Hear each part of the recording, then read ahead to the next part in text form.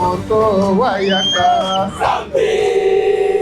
sambe yo mama moto wayaka.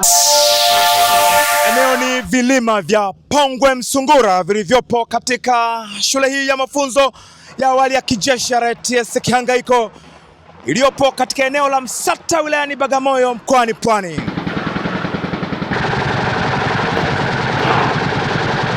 Ni hitimisho rasmi la zoezi la porini ambalo limechukua jina la Exercise Maliza, shambulio la mchana la kunuia, na hapa kundi maalum la 10 la mwaka 2026 linahitimisha zoezi la porini kwa kutumia silaha za msaada, vifaru, mizinga pamoja na ndege vita.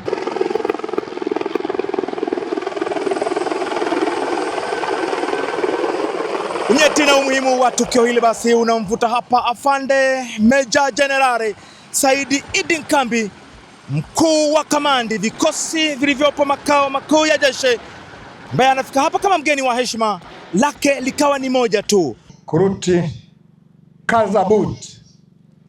Naelewana? Yes, kaza boot.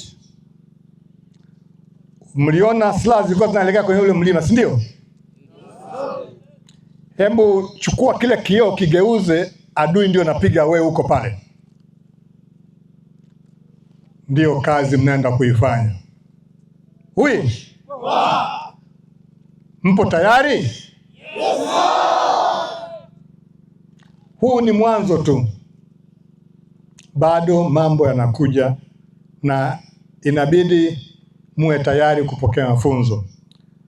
Afande Brigadia Jenerali sijaona Michael Miala ndiye mkuu wa shule ya mafunzo RTS Kihangaiko. Ninyi ndiyo sura ya jeshi la wananchi wa Tanzania kesho. Hivyo wakati wote tuzeni heshima ya jeshi. Pamoja na mambo mengine ya vifaa na teknolojia kubwa, lakini jeshi linatakiwa liwe bora kwenye mafunzo, nidhamu, weledi, uzalendo na uwezo wa askari wake kutekeleza majukumu kwa wakati. Kulingana na maelekezo ya mkuu wa majeshi na maelekezo ya jeshi letu kwamba tuhakikishe tunatoa askari bora ambao teknolojia ikija itawakuta huko kwenye ubora wao kwenye mafunzo. Kozi hii ya Afande ambayo ni awali inawataka wakufunzi na wanafunzi wawe pamoja muda wote. Kwa sisi wakufunzi Afande hii tunaita ulipo tupo.